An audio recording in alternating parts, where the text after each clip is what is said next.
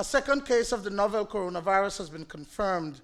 This is 3 days after a 38-year-old woman tested positive for the virus in San Pedro. This has caused the lockdown on La Isla Bonita to extend to a further 30 days. Like some businesses, the Belize Medical Associate says it is not taking any chances and has announced that come March 26th, it will no longer be seeing patients with symptoms and signs of COVID-19.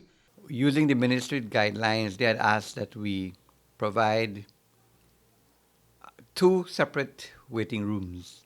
One for persons with respiratory syndrome and possibly COVID-19, and one for the other.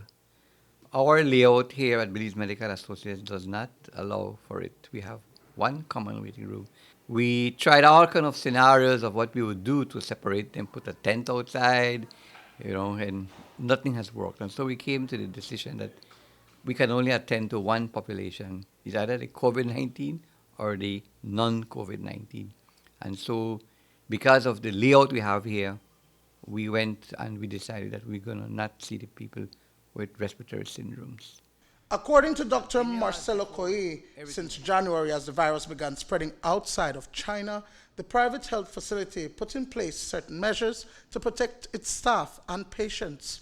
Our preparation for COVID-19 began actually about a month and a half ago when it began in China. No? We knew it eventually reached Belize.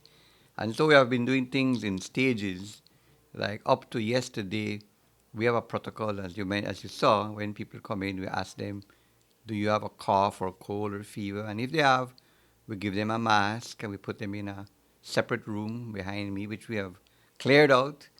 And then we ask the doctor to see them as urgent as possible so we can get them out of here. Dr. Coy says that it does not apply to asthma patients and that the pharmacy, imaging, lab, emergency, and hospital departments will continue to function as usual.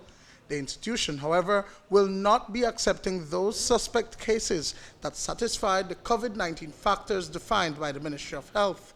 That is, persons with respiratory symptoms, fever, coughing, runny nose, and shortness of breath, and have traveled overseas within the last 14 days, and those who have been diagnosed with the virus.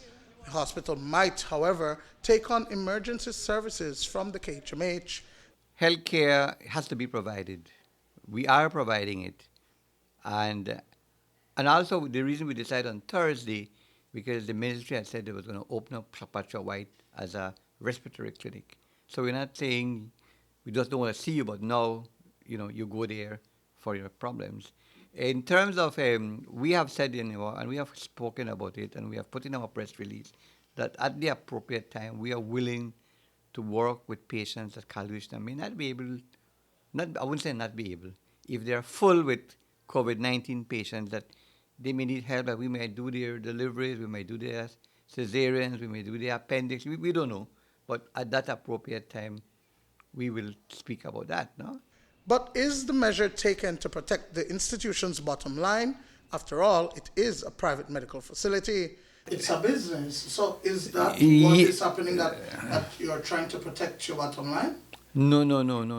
What we have said is that when it becomes a real emergency and there are a lot of patients out there and the ministry cannot cope, colleges cannot cope with the normal emergencies, we are willing to help. Because at that point, we become one healthcare.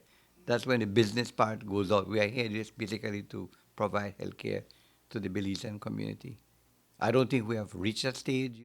Duane Moody for News 5.